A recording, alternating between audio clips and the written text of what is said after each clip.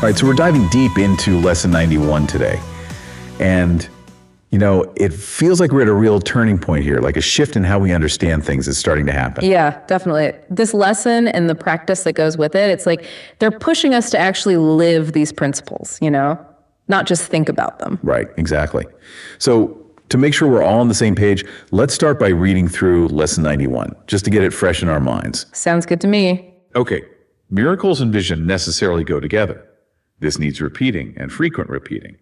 It is a central idea in your new thought system and the perception which it produces. The miracle is always there. Its presence is not caused by your vision. Its absence is not the result of your failure to see. It is only your awareness of the miracle that is affected. You will see it in the light. You will not see it in the dark. To you, then, light is crucial. While you remain in darkness, the miracle remains unseen. Thus, you are convinced that it is not there. This follows from the process from which the darkness comes. Denial of light leads to failure to perceive it. Failure to perceive light is to perceive darkness. The light is useless to you then, even though it is there. You cannot use it because its presence is unknown to you. And the seeming reality of the darkness makes the idea of light meaningless. To be told that what you do not see is there sounds like insanity. It is very difficult to become convinced that it is insanity not to see what is there and to see what is not there instead. You do not doubt that the body's eyes can see. You do not doubt the images they show you are reality. Your faith lies in the darkness, not the light. How can this be reversed? For you, it is impossible, but you are not alone in this. Your efforts, however little they may be, have strong support.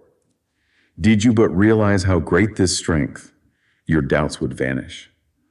Today we will devote ourselves to the attempt to let you feel this strength. When you have felt the strength in you, which makes all miracles within your easy reach, you will not doubt. The miracles your sense of weakness hides will leap into awareness as you feel the strength in you. So the big takeaway here, right off the bat, is that miracles and vision, they're like two sides of the same coin. Can't have one without the other. And what's really important is the idea that the miracle itself, it's a constant. It's always there. You got it. We're not creating miracles. They're already here. What we're actually doing is changing our ability to see them. And that ability, that's where the light comes in. It's not just physical light we're talking about here. Right. It's more about the state of our awareness, isn't it? Exactly. It's the state of mind where recognizing miracles becomes possible, and the darkness that represents the denial, the misperception that keeps them hidden from us. And when we're stuck in that darkness, it's natural to think miracles don't even exist. Like, think about it this way. When you feel stuck, when you're facing a problem, maybe it's not that there's no solution. Maybe it's just that your inner vision, your ability to see the solution, it's clouded. That's interesting. So it's not about a lack of resources, but a lack of clarity. Yeah, something like that. And that brings up this whole thing about where we place our trust. The lesson is saying that believing in miracles, in things we can't see, seems crazy to us because we're so focused on what our senses tell us. What's really insightful here is the idea that we're doubting the wrong things. We believe what our physical senses show us, even if it's showing us limitations, but then we question anything that goes beyond that. It's like we're programmed to believe the negative, to anticipate the worst based on what's happened before, instead of having faith in something better, something we can't see yet. It's like we're looking through the wrong end of the telescope.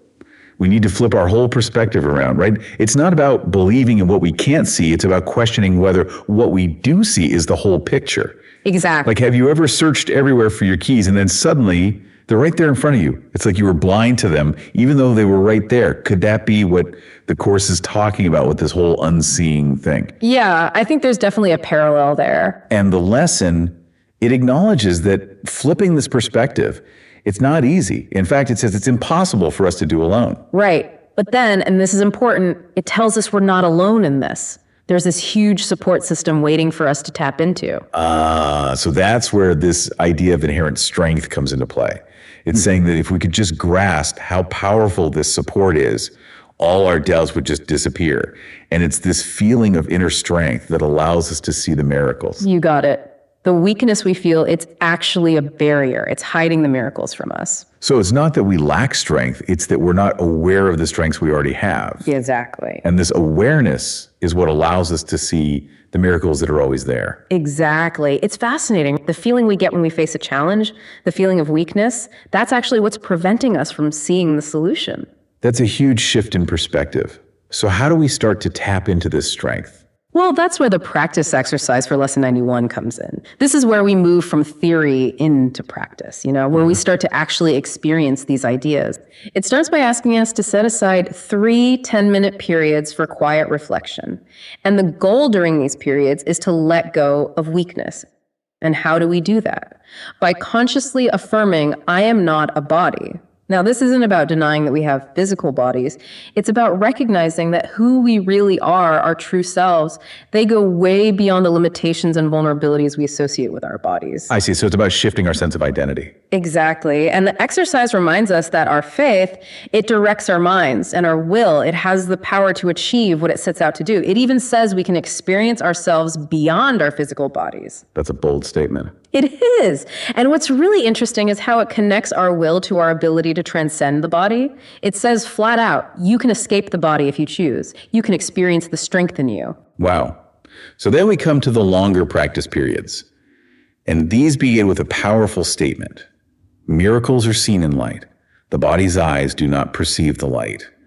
But I am not a body. What am I? Yeah, that's a loaded statement. It brings back the idea that miracles are connected to light, and then it immediately challenges us to question whether we are really just our bodies. And that question at the end, it feels really crucial. Like it's the heart of the exercise. It is. It's a direct challenge to that deep-seated belief that we are simply our physical forms. Because the exercise is saying that what we believe ourselves to be, this idea of being a body, it's actually something that needs to be undone. Right. Our true identity, our true nature, it needs to be revealed to us. And this belief in being just a body, it's presented as a mistake that's blocking us from seeing who we really are. And it's not just about passively waiting for this revelation to happen. It says it calls on the strength in you to bring to light what that mistaken belief has been hiding. So then we get to this crucial next step.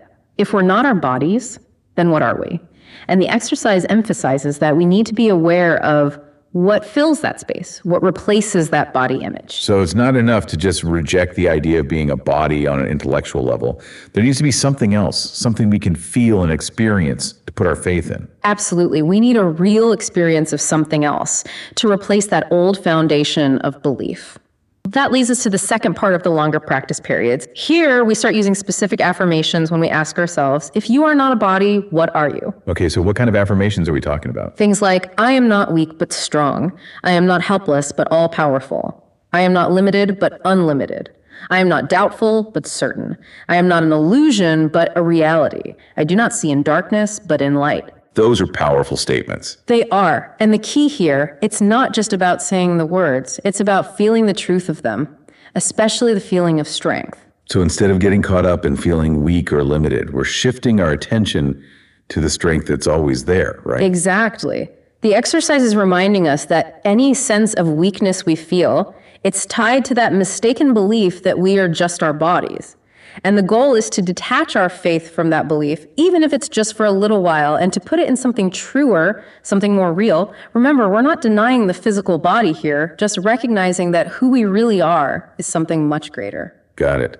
So after working with these affirmations, the exercise then tells us to relax for the rest of the practice period and trust in God's strength. Right. And it makes this point that our true strength comes from this connection to a higher power. So it's by aligning ourselves with God's thoughts that we experience our own inner strength. Exactly. The exercise even says that God's strength becomes our way of seeing. So in addition to these longer practice periods, there are also those shorter hourly reminders, right? Miracles are seen in light. Yeah. And then there's that specific instruction for when we're feeling tempted. Miracles are seen in light. Let me not close my eyes because of this. It's like those hourly reminders or little nudges throughout the day to help us stay focused on this new way of seeing. Exactly. They're there to help us catch ourselves when we start slipping back into those old patterns of perception. It's amazing when you look at Lesson 91 and the practice that goes with it, how different it is from what we've been working with in the earlier lesson. I know, right? It's a big shift. Like the focus on direct experience, really exploring who we are with that question, what am I? It's much more than just understanding things intellectually now. And the emphasis on actually experiencing strength, that's a key difference too. It's not enough to just know we have strength, we have to feel it.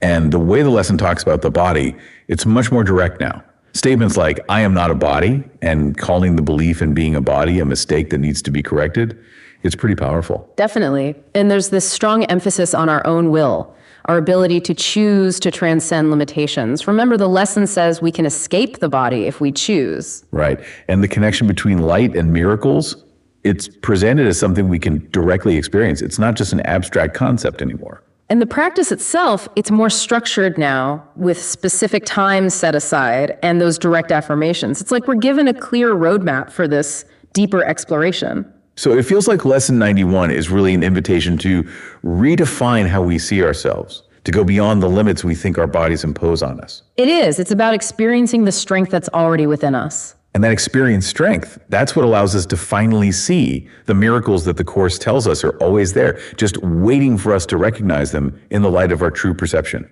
That leaves us with a big question to ponder, doesn't it? What if we truly believe that we have the strength to make any miracle possible? How would that change our experience of the world?